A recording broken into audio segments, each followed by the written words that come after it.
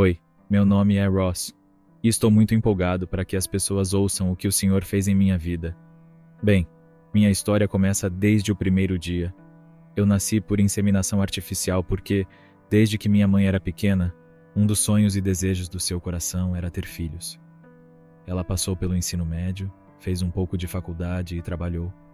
E antes que percebesse, já estava com 32 ou 33 anos, ainda com esse desejo não realizado.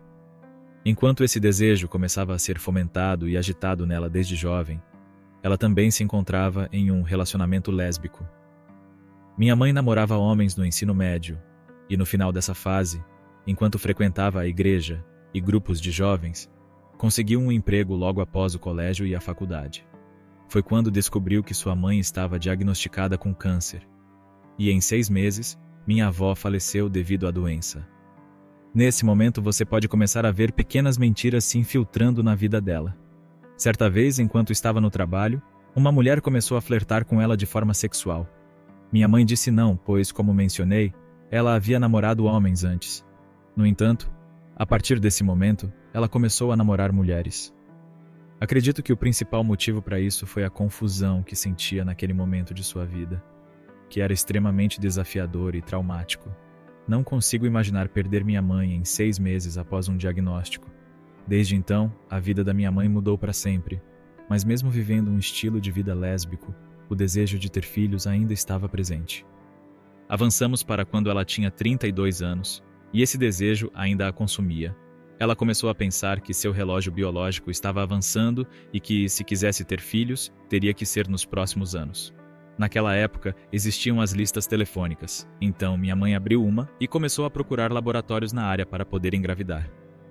Ela encontrou um laboratório, entrou e, quando entrou, disse a eles: "Quero ter um filho e encontrei vocês na lista telefônica. Como funciona esse processo e como podemos começá-lo?"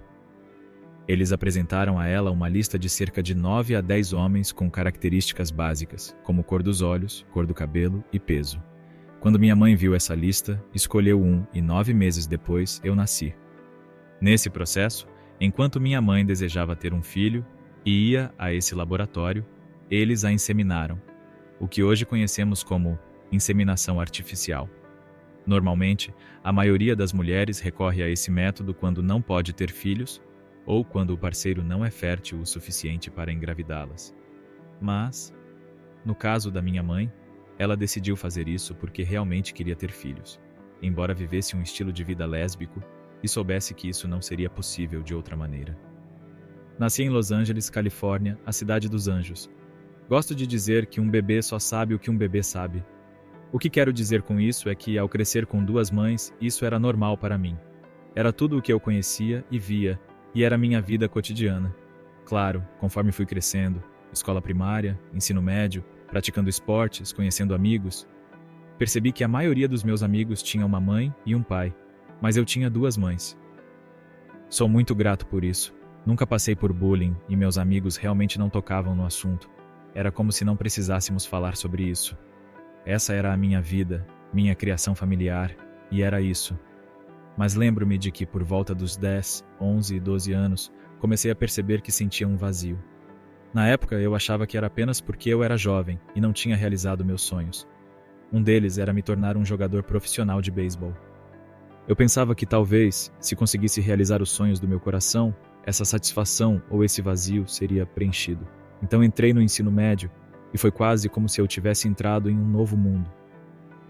Pela primeira vez na vida, comecei a tomar decisões por mim mesmo. Minha mãe sempre foi extremamente respeitosa. Sempre me ensinou a ser um grande homem e me amou profundamente. Até hoje, acredito verdadeiramente que ela daria a vida por mim, o que sou muito grato. Mas, olhando para trás agora, o que começou a acontecer foi que o espírito de orfandade começou a tomar conta da minha alma e da minha vida. O espírito de orfandade é quando, não importa o quão bem as coisas estejam indo externamente, no fundo você se sente solitário, sente que ninguém te vê, que você não tem valor e parece que está apenas flutuando pela vida, buscando um destino. Por que estou aqui na Terra neste momento? Por que estou vivo? Qual é o meu propósito? Enquanto eu passava pelo ensino médio, algo realmente significativo começou a acontecer. Pela primeira vez na vida, percebi que minha mãe e sua parceira não dormiam no mesmo quarto, nunca davam as mãos e nunca demonstravam afeto, embora tecnicamente estivessem em um relacionamento. Não havia nada que me mostrasse que elas realmente estavam juntas. À medida que esses pensamentos surgiam e eu refletia sobre isso, comecei a entender que talvez houvesse um problema ou algo acontecendo que eu não conseguia ver a olho nu. Descobri que a parceira da minha mãe na época tinha um sério problema com substâncias ilícitas. Enquanto minha mãe trabalhava 40 horas por semana e sua parceira ficava em casa nos levando à escola, buscando-nos no treino de beisebol e cozinhando nosso jantar, comecei a entender por que havia uma separação naquela relação. Nunca esquecerei, eu tinha 15 anos quando uma das minhas melhores amigas do ensino médio e sua avó sempre iam à igreja aos domingos. Lembre-se, eu nunca tinha ido à igreja em toda a minha vida. Nunca tinha ouvido um sermão ou uma canção de adoração. Eu não tinha nenhuma base sobre Deus, a Bíblia, o Espírito Santo e Jesus. Um dia, essa minha amiga me mandou uma mensagem simples dizendo: "Vou à igreja neste domingo com minha avó e queria te convidar." Meu primeiro pensamento foi: por que não? É uma das minhas melhores amigas. Nunca estive em uma igreja, não tenho nada a perder. Embora minha mãe vivesse um estilo de vida lésbico, não era um lar ante Deus. Nunca falávamos sobre Deus, nunca orávamos, nunca líamos a Bíblia, nem assistíamos a programas cristãos, mas lembro que a mãe da parceira da minha mãe, que de certa forma era minha avó, era cristã. Ela era bem idosa, tinha entre 70 e 80 anos, e falava sobre o Senhor e assistia a programas cristãos, mas eu não tinha muita noção do que estava acontecendo. Quando fui convidado para a igreja, apesar de nunca ter ido, eu tinha ouvido algumas histórias e conhecia o nome do Senhor, mas tinha muito pouco conhecimento sobre Jesus e o Evangelho. Então, fui ao culto de domingo, e a igreja tinha cerca de 500 a 1000 pessoas. Fiquei sentado na última fila e, conforme começaram a adorar e o pregador subiu ao palco, pela primeira vez na vida, senti como se tivesse esperança, como se estivesse sendo visto, como se tivesse valor e como se fosse verdadeiramente amado. Obviamente, na época eu não tinha ideia do que estava acontecendo. O pastor pregou um sermão e até hoje não sei o que ele disse. Tudo o que sei é que comecei a sentir algo em minha alma que capturou toda a minha atenção. O pastor começou a falar sobre Jesus e como precisamos entregar nossas vidas a Ele e nos render. Como eu não tinha base sobre Deus, realmente não entendi o que ele estava dizendo. Mas lembro que, depois daquele culto, fui para casa e, olhando para trás, agora percebo o que estava dizendo em meu coração e em minha conversa com Deus. Deus, por favor, não deixe que eu seja uma boa pessoa que lê um bom livro, vai a uma boa igreja e vive uma boa vida. Deus, eu quero te conhecer. Se você é quem aquele pregador diz que é e pode fazer o que essa Bíblia diz que você pode fazer, faça isso em minha vida, em meu coração, em minha família. Eu estava buscando a satisfação da minha alma. Embora tudo externamente estivesse indo bem, minha alma estava quebrada. Acho que a melhor forma de expressar é que eu tinha experimentado e visto o que o mundo tinha a oferecer. Mas quando deitava minha cabeça no travesseiro à noite, sentia-me vazio. Naquele momento, ao encontrar Deus e sua presença pela primeira vez naquela igreja, e depois quando fui para casa, lembro-me de estar de joelhos no meu quarto, com lágrimas escorrendo pelo meu rosto, enquanto pela primeira vez na vida minha alma se conectava com aquele que me criou. Comecei a reconhecer que até que o Pai se tornasse meu Pai, o mundo era meu Pai. Naquele momento, aconteceu uma grande troca. As coisas do mundo, o inimigo, o diabo e minha carne foram confrontados com a realidade de um Deus no céu que agora é pessoal em minha vida. E noite após noite, por algumas noites em meu quarto, o choro continuava e a presença de Deus aumentava. Lembro-me da próxima vez que fui à igreja. Perguntei à minha amiga que me convidou. Ei, quero ir ao culto dos jovens, quero conhecer pessoas da minha idade. O interessante e engraçado é que minha amiga não queria ir. Então, a mesma pessoa que me convidou para um culto de domingo não queria ir a um serviço durante a semana. Mas eu estava tão faminto, tão desesperado e tão convencido de que a presença de Deus que eu tinha experimentado era a melhor coisa que poderia ter vivido na minha vida, que decidi ir sozinho. Lá estava eu, com 15 anos, tendo ido à igreja apenas uma vez. E adivinha quem teve que me levar à igreja? Minha mãe. Ela me levou, voltou para casa e depois me buscou. E foi uma experiência incrível. Ao entrar nesse culto de jovens, onde havia cerca de 200 a 300 estudantes, eu não conhecia absolutamente ninguém. A conversa inicial com minha mãe foi muito breve. Eu simplesmente disse à minha mãe que gostaria de ir à igreja e que fui convidado por minha amiga, que minha mãe conhecia e confiava. É importante entender que minha mãe me ama tanto, então e agora, a ponto de apoiar qualquer coisa que eu decidisse fazer. Embora ela própria talvez não quisesse ir à igreja porque eu era seu filho, ela estava disposta a dizer: "Eu não vou, mas meu filho quer ir, então eu o levarei." Não foi uma discussão, nem precisei convencê-la, apenas disse: "Mãe, gostaria de ir a esse culto. Você poderia me levar?" E ela disse sim. Lembro-me de entrar e, olhando para trás, percebo que era uma igreja de tamanho considerável, com 500 a 1000 pessoas. O ambiente era algo que nunca tinha experimentado antes. A melhor maneira que tenho para descrever agora é que cada pessoa é criada com um vazio que só Deus pode preencher, mas não sabemos disso até encontrá-lo. Quando entrei naquele culto pela primeira vez na minha vida, esse vazio foi preenchido por Deus. Lembro-me de me sentar, começar o louvor, os anúncios, e, quando o pastor subiu ao palco, embora eu já tivesse participado de apresentações e ouvido pessoas falarem e músicas serem tocadas, havia algo diferente. Senti uma espécie de esperança no ambiente, como se houvesse algo maior que eu acontecendo.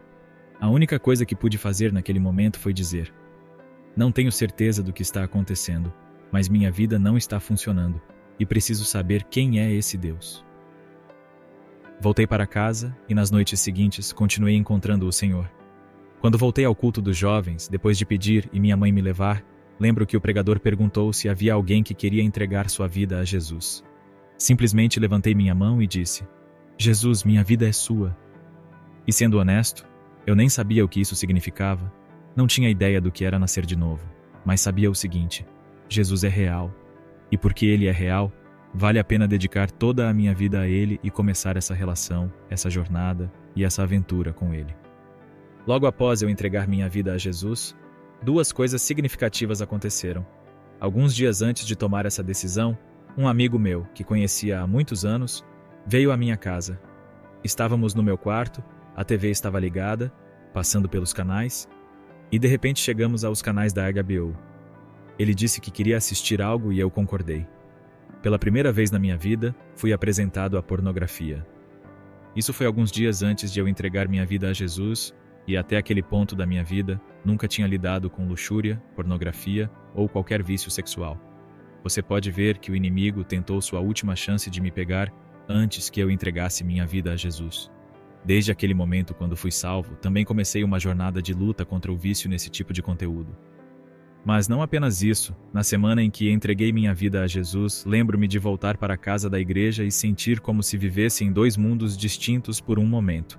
Quando eu ia à igreja, havia paz, alegria, esperança, louvor, lágrimas, orações e cura. Deus estava restaurando minha alma. Porém, ao voltar para casa, sentia uma pesadez, uma escuridão e uma tensão. Agora eu entendo, como a Bíblia explica, que não lutamos contra carne e sangue. Isso significa que as pessoas não são o problema, mas existe um reino espiritual que está impactando e influenciando cada pessoa no planeta. Então, enquanto na igreja eu experimentava o Espírito Santo e os frutos do Espírito, em casa eu sentia o espírito do inimigo. Na exata semana em que me salvei foi quando meus pais, minha mãe e sua parceira, decidiram oficialmente se separar. Mas até hoje, elas ainda vivem na mesma casa. Imagine um relacionamento que durou 15 anos decidir terminar, mas ainda assim continuar vivendo na mesma casa. A tensão estava literalmente insuportável. E olhando para trás, aquele exato momento em que encontrei Jesus pela primeira vez pode ter sido também o mais desafiador da minha vida, onde, por assim dizer, o inferno se soltou. O inimigo tentou ao máximo me prender, me agarrar e realmente impedir que eu fosse salvo. Mas agora sabemos que o Espírito de Deus é maior do que o espírito do inimigo. Depois desse encontro, lembro-me de voltar aos cultos semana após semana. Minha amiga que me convidou nem sequer ia comigo, mas eu estava tão desesperado que disse: "Deus, eu quero mais de Ti, a todo custo." E de fato, na 2ª ou 3ª semana frequentando o serviço para jovens, o pastor se aproximou de mim e disse: "Ross, acredito que Deus falou comigo sobre você. Posso compartilhar isso?" Eu disse que sim, apesar de não ter ideia do que estava acontecendo. Ele então disse: Ross, vejo uma capacidade de liderança em sua vida e acredito que Deus o usará em responsabilidades de liderança pelo resto de sua vida. Agradeci, embora nunca tivesse recebido uma palavra de conhecimento em minha vida, mas acreditei que Deus estava falando comigo. Cerca de 1 ano depois de estar no ministério, me formei no ensino médio. Como era muito novo na fé, ainda não entendia completamente como discernir a voz de Deus. Eu sabia que Jesus era real, que ele morreu na cruz e derramou seu sangue para perdoar meus pecados, que ele quebrou seu corpo para tirar toda a doença e enfermidade de mim, que ele ressuscitou ao 3º dia, o que significa que um dia serei ressuscitado para a vida eterna e passarei a eternidade com Deus quando deixar esta vida. Mas eu não sabia como aplicar minha fé na prática. Então, aos 17 anos, me formei e decidi ir para a faculdade em San Diego. Durante a faculdade, aprendi algumas lições muito valiosas. Não estava conectado a uma igreja local, não lia a Bíblia tanto quanto deveria, não estava envolvido com a comunidade e não passava tempo com Deus como quando fui salvo. 1 ano e meio depois, me formei na faculdade e, felizmente, nada traumático aconteceu. Lembro-me de que naquela época não queria voltar para casa, e um amigo me perguntou se eu gostaria de começar um negócio com ele. Eu disse que sim, vamos fazer isso. Mas isso foi outro momento de mudança em minha vida, pois comecei a jogar o jogo da culpa com Deus. Deus, não tenho o dinheiro que quero, não tenho o carro que quero, não tenho a casa que quero, não tenho a namorada que quero, então vou pausar minha fé e tentar resolver minha vida. Essa foi a pior decisão que alguém poderia tomar. Nos 3 anos e meio seguintes, enquanto corria e abria esse negócio com meu amigo, comecei a pecar novamente. Parei de ler a Bíblia, parei de ir à igreja completamente e decidi me afastar completamente da intimidade com Jesus. Mas a coisa interessante é que, embora eu tivesse tomado essa decisão, sempre havia algo no fundo de mim dizendo: Ross, viver dessa maneira nunca levará sua própria mãe e sua família a Jesus. Mesmo que eu tivesse decidido ir contra Deus, havia uma semente do Espírito Santo implantada tão profundamente em minha alma que, quando estava perto da minha mãe, eu tentava ao máximo fazer com que ela pensasse que eu estava vivendo uma vida cristã. Eu tentava ao máximo fazer com que ela soubesse que eu ainda estava buscando a Deus, mesmo não vivendo para Ele. A realidade é que, quando o Espírito de Deus toca seu coração, você nunca o esquece pelo resto da vida. Embora eu estivesse vivendo em pecado e não buscando a Deus, sabia que a presença de Deus era a única coisa que poderia satisfazer os anseios mais profundos da minha alma. Ao passar por essa jornada de 3 anos e meio longe de Deus e escolhendo não buscá-lo, cheguei a 2020 e, como muitos de nós, fui impactado por esse ano. Lembro-me de ver a tensão, as manchetes, a pandemia, tudo o que estava acontecendo, e algo significativo começou a acontecer. Embora eu estivesse com raiva e amargurado, não andando em intimidade com Deus, algo começou a surgir dentro de mim. Esta é a melhor linguagem que tenho. Este era o momento para o qual nasci, o momento para o qual fui criado. Lembro-me de que, naquele exato momento, enquanto um avivamento começava a acontecer por toda a América e as nações da Terra, o Espírito Santo me agitou e me vi de joelhos novamente, entregando minha vida e me rendendo a Jesus. Eu disse a Jesus: me arrependo pelos últimos 3 anos e meio da minha vida. Me arrependo, me afasto do meu pecado, dos meus caminhos. Minha família precisa de Ti, eu preciso de Ti e o mundo precisa de Ti. E foi isso que o Espírito Santo me disse: Ross, se você não se posicionar agora, nunca o fará. E eu sabia naquele momento que amava o coração de pai de Deus, mas era um pai severo olhando para seu filho, dizendo que eu tinha uma decisão a tomar que impactaria não só o dia, mas o resto da minha vida. Naquele momento, quando me rendi novamente a Jesus, 9 anos de vício em pornografia foram quebrados instantaneamente. Veja, um momento na presença, glória e amor de Deus pode transformar sua vida para sempre. Não importa se você foi viciado por 10, 20 ou 30 anos. Quando a presença de Deus invade sua alma, tudo o mais deve ir embora. Então, me rendi novamente a Jesus em 2020 e disse ao Senhor: nunca mais me afastarei de Ti. Mas peço uma coisa, que me dê o meu povo. Se você encontra seu povo, você encontra seu propósito. E sabia que não podia mais continuar vivendo a vida cristã sozinho. Em uma noite de dezembro de 2020, Encontrei-me em um avivamento em uma tenda na Califórnia. Enquanto estava lá, olhei para o palco e Jesus me disse que eu precisava me conectar com o líder de louvor que estava lá. Eu não tinha ideia de quem ele era, nunca o tinha encontrado nem conversado com ele. Após aquela noite, eu e o cara do palco nos conectamos e nos tornamos amigos. Naquele momento, começamos a entender que tanto ele quanto eu tínhamos um desejo ardente de ver o mover do Espírito de Deus na Califórnia e na América. Isso porque ambos havíamos passado pelas situações mais sombrias, desesperadoras e distantes de Deus, e queríamos que o mundo soubesse que se Deus pôde fazer isso por mim e por nós, Ele pode fazer por você. Lembro-me de que, naquele instante, enquanto começávamos a sonhar e a falar sobre a história de avivamentos como o Avivamento da Rua Azusa, Aimee Semple McPherson, o movimento Jesus People e Billy Graham, junto com os santos em geral e os pais e mães da fé que investiram tanto na América e nas nações da Terra, começamos a saber que estávamos em um momento decisivo. Era avivamento ou nada, era avivamento ou morríamos. Começamos a sonhar novamente com Deus e decidimos usar as armas que Deus nos deu, de adoração e proclamação do Evangelho, nas ruas. Isso porque a igreja faz muito bem dentro das 4 paredes do edifício, o que é excelente. Nós amamos e fazemos parte da igreja local, mas sabíamos que era hora do mundo encontrar Jesus, aqueles que talvez nunca entrassem em uma igreja. Nesse momento, Deus começou a agitar nossos corações para o ministério.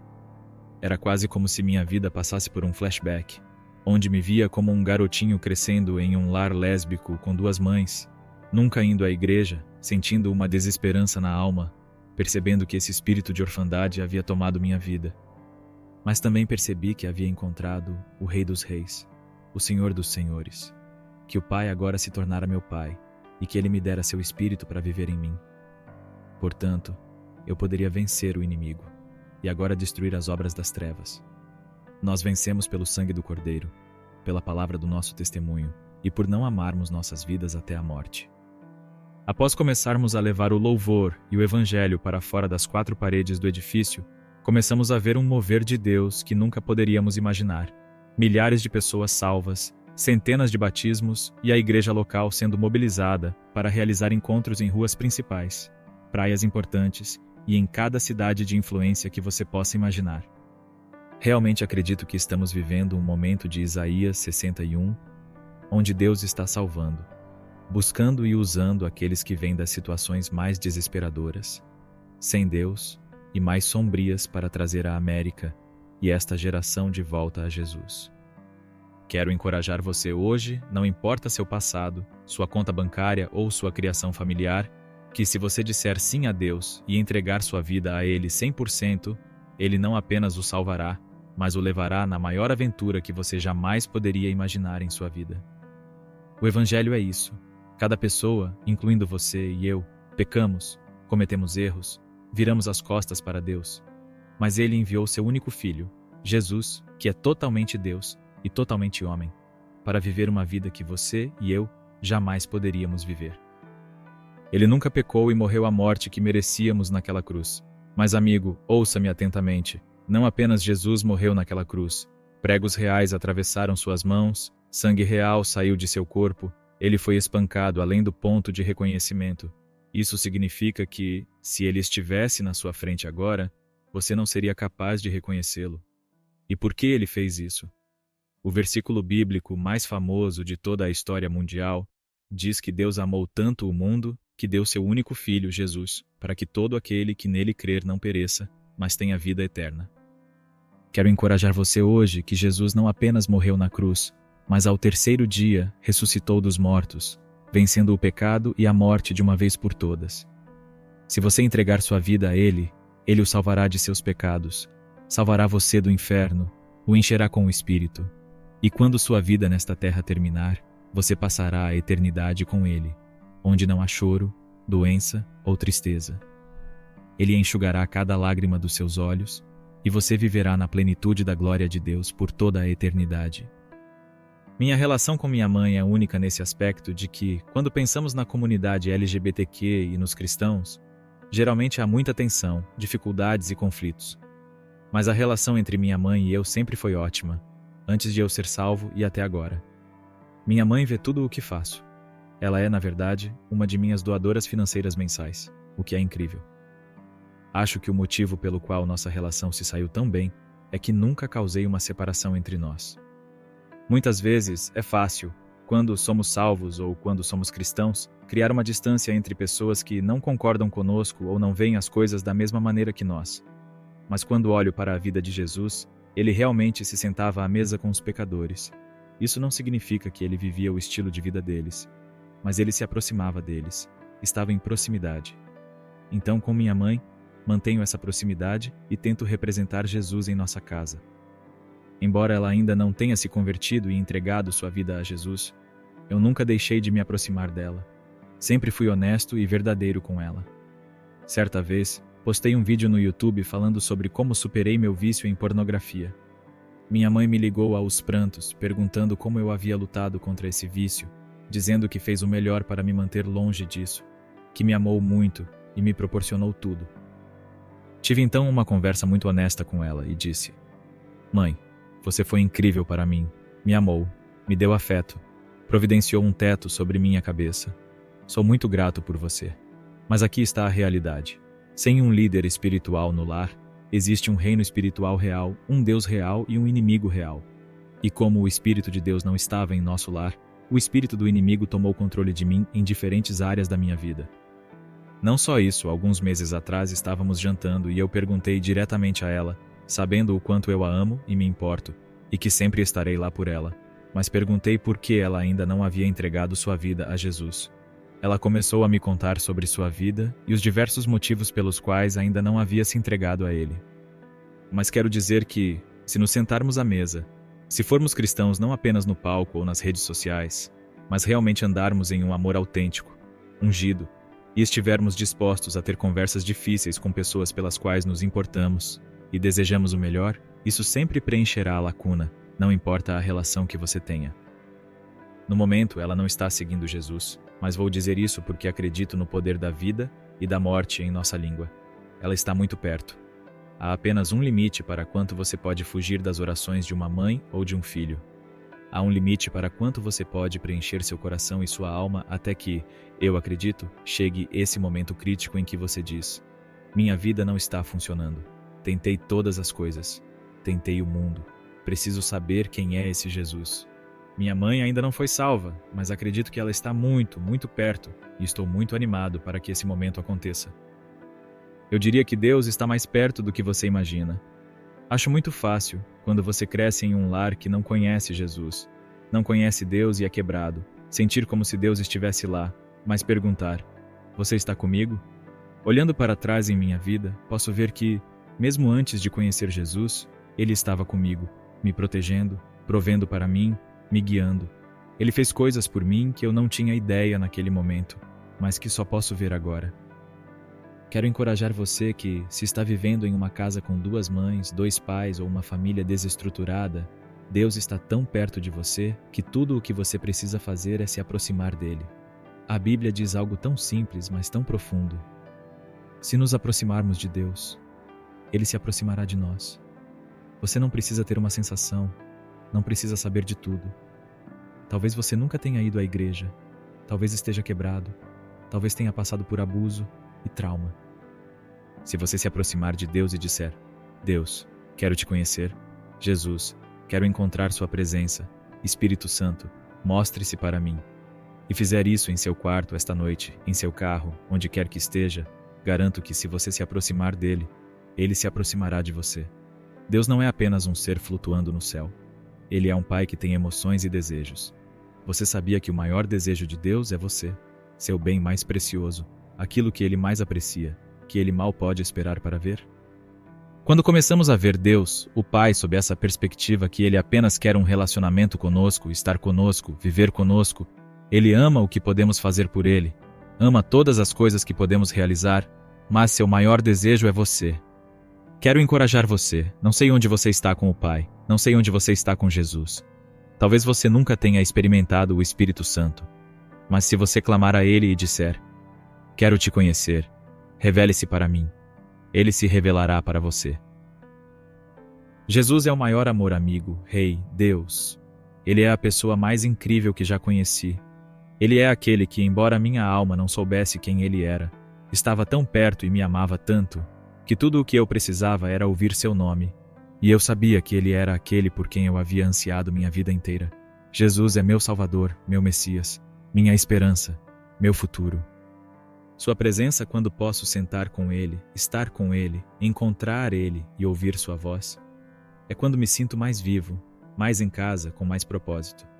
Então eu diria que Jesus, para mim, como se ele estivesse aqui agora, olhando nos meus olhos, cara a cara, coração a coração, é aquele que eu mais amo e com quem quero estar em todos os momentos. Ele é meu melhor amigo, meu maior amor. Inicialmente quero dizer que há diferentes fases na comunidade LGBTQ+, do passado até a geração atual. Por exemplo, crescendo na minha casa, minha mãe não colocava bandeiras do orgulho, não assistíamos a shows sobre o orgulho, não íamos a festivais do orgulho, nem falávamos sobre gênero. Na verdade, minha mãe fazia o melhor para tentar me tornar o mais masculino possível. Enquanto que nesta geração, parece que a sexualidade se tornou uma identidade completa, onde você tem que ter os pronomes corretos, afirmar meu gênero, participar do meu festival, usar minha bandeira do orgulho. Parece que as gerações são um pouco diferentes no que diz respeito à comunidade LGBTQ, mas embora possam ser diferentes, o Evangelho nunca muda. E o que é tão importante entender é que se queremos alcançar a comunidade LGBTQ, isso poderia ser para qualquer pessoa que não conhece Jesus. As pessoas não se importam realmente com o que você tem a dizer, até saberem o quanto você se importa. E sim, algumas pessoas tornam difícil se aproximar, mas meu encorajamento, e isso é o que faço na minha vida, não importa se alguém é da comunidade LGBTQ ou não, é chegar ao cerne da questão. Não quero apenas falar sobre crenças políticas, economia ou questões superficiais. Quero falar sobre seu coração, suas experiências, o que você acredita sobre Jesus, qual tem sido sua experiência com cristãos. Muitas vezes, o motivo pelo qual as pessoas não estão caminhando com Deus na comunidade LGBTQ é porque não viram Jesus representado corretamente. Talvez tenham encontrado religião, mas não um relacionamento. Talvez tenham encontrado doutrina, mas nunca encontraram o homem. Eu digo assim, Jesus não é apenas uma mensagem, ele é um homem. Uma mensagem pode entrar por um ouvido e sair pelo outro, mas quando você encontra um homem cara a cara, olho no olho, coração com coração, você nunca esquece pelo resto da vida. Meu maior incentivo para aqueles que desejam alcançar a comunidade LGBTQ é que, ao nos encontrarem, eles devem encontrar Ele. Ame-os, compartilhe a verdade. Deixe-me dizer assim, verdade e amor andam de mãos dadas. Muitas pessoas querem compartilhar a verdade com muito pouco amor. Muitas pessoas querem compartilhar amor, mas nunca sem a verdade. Ambos vêm juntos. E eu acredito que se pudermos ter conversas honestas, compartilhar nossas próprias histórias, nossas próprias lutas, o que Deus nos fez passar, e compartilhar com eles que Deus quer fazer isso com eles. Acredito que esse é um dos melhores lugares para permitir que o Evangelho seja liberado em suas vidas, para que comecem a ver que há uma separação de Deus, mas que Ele deseja um relacionamento com eles, e que somente nesse lugar eles poderiam ser perdoados dos pecados e realmente caminhar no destino, e chamados sobre suas vidas, e que suas almas seriam satisfeitas. Se você quer entregar sua vida a Jesus, é muito simples. A Bíblia deixa muito claro que, se você confessar com sua boca e acreditar em seu coração que Jesus é o Senhor e ressuscitou dos mortos, você será salvo. Diga algo como, Jesus, eu entrego minha vida a você. Quero te conhecer. Quero te fazer meu Senhor e quero que você entre no meu coração. Eu me arrependo de todos os meus pecados e erros do passado e a partir deste dia, minha vida é sua. Diga, Espírito Santo, Espírito de Deus, encha-me agora. Mostre-me Jesus e minha vida é sua para sempre. E quero orar por todos aqueles que desejam pregar o Evangelho à comunidade LGBTQ, que querem compartilhar Jesus com eles, que querem compartilhar o que Ele fez em sua vida, para que sejam salvos. Eu apenas declaro sobre você uma ousadia para proclamar o Evangelho na plenitude da verdade e na plenitude do amor. E oro para que, se houve algo que impediu sua voz de falar, que seja solto agora em nome de Jesus. Então eu digo, Espírito Santo, encha cada pessoa assistindo e ouvindo com a ousadia como a primeira igreja no Novo Testamento. Que eles proclamem sua bondade, sua misericórdia, no meio de uma geração perversa e malvada. Por último, oro por encontros renovados sobre cada pessoa. Antes da grande comissão, vem o grande encontro. Deus mostrará sua glória, sua beleza, seu amor, seu poder e sua unção, e que possamos entender que somos portadores de sua presença onde quer que vamos, que você está em nós e quer fluir através de nós. Assim, declaro em nome de Jesus que você proclamará o Evangelho, encontrará o Senhor e estará cheio de fogo e paixão pela presença de Deus em sua vida diária. Em nome de Jesus. Amém. Minhas palavras finais são estas. Eu disse isso antes, mas quero dizer novamente porque acredito que é muito poderoso. Não importa seu histórico, sua conta bancária, sua história familiar, a cidade onde você cresceu, a nação onde você vive, Deus quer usar sua vida. Ele está salvando, usando e escolhendo aqueles que vêm das situações mais desesperadoras, porque nós somos uma pista de pouso para o avivamento. Aqueles de nós que vieram das situações mais escuras são aqueles que Deus diz: eu amo você, quero usar você. Há mais para a sua vida do que você já experimentou, mas tudo o que você precisa fazer é clamar a mim, se aproximar de mim. Então, quero encorajar você, não se desqualifique. O sangue de Jesus o perdoa dos pecados e o qualifica para um relacionamento com Deus, para um destino, para um propósito. Se você se inclinar para a cruz, se inclinar para Jesus, para o Espírito Santo, para o Pai, e deixá-lo curar suas feridas e usar sua vida, você viverá a melhor vida que jamais poderia imaginar. Deus ama você. Você é o maior desejo dele, e ele simplesmente quer estar com você. Agora, você estaria disposto a dar a ele tudo o que ele pede? Em nome de Jesus, sim. Amém.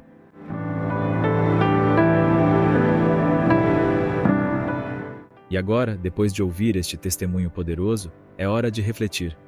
O que você vai fazer com tudo o que aprendeu hoje? Você realmente acredita que pode experimentar a transformação que Ross viveu? Ou será que vai continuar se deixando levar pela rotina e pelas dificuldades, sem dar o primeiro passo para mudar? A diferença entre quem vive na estagnação e quem encontra a verdadeira transformação está na ação. Então eu te pergunto, você está disposto a mudar sua vida, a tomar a decisão de viver uma fé mais intensa e transformadora, como vimos aqui? O que está te impedindo de dar esse passo?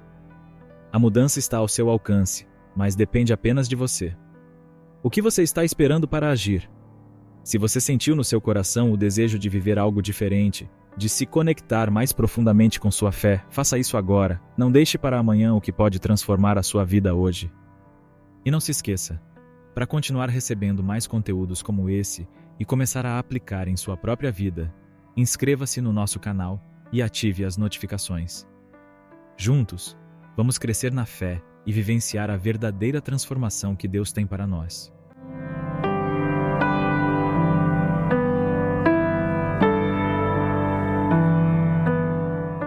Eu tinha ataques psíquicos desde os 12 anos. Isso começou muito cedo para mim. Fui exposta ao sobrenatural, não de uma boa maneira, desde jovem, e aos 13 anos tive minha primeira leitura de tarô. E é importante mencionar que, quando você pratica a adivinhação, está se comunicando com demônios, não com pessoas mortas, nem com qualquer tipo de entidade boa. Esses demônios se multiplicavam em minha vida a cada leitura que fazia. Eu estava enganada e enganando outras pessoas. Eu podia ter uma vela de Jesus, mas não ter fé no verdadeiro Jesus. Eu conheci o Jesus da nova era, o falso Jesus, em que você basicamente podia fazer o que quisesse. Ela compartilha sobre essas experiências em suas músicas, muitas vezes introduzindo simbolismos demoníacos. Mas vimos práticas de feitiçaria no palco, e as pessoas justificam dizendo que é só coreografia. É o mesmo tipo de coisa que vemos nas Olimpíadas, na cerimônia de abertura. Tudo é apresentado como cultura ou arte, mas claramente há algo mais acontecendo. Se você se sentiu tocado por este testemunho e quer assistir esta história e mais histórias como esta, não deixe de se inscrever em nosso canal. Aqui, compartilhamos experiências poderosas que podem transformar vidas e fortalecer a fé. Clique no botão de inscrição, ative o sininho para receber notificações e junte-se à nossa comunidade de fé e esperança.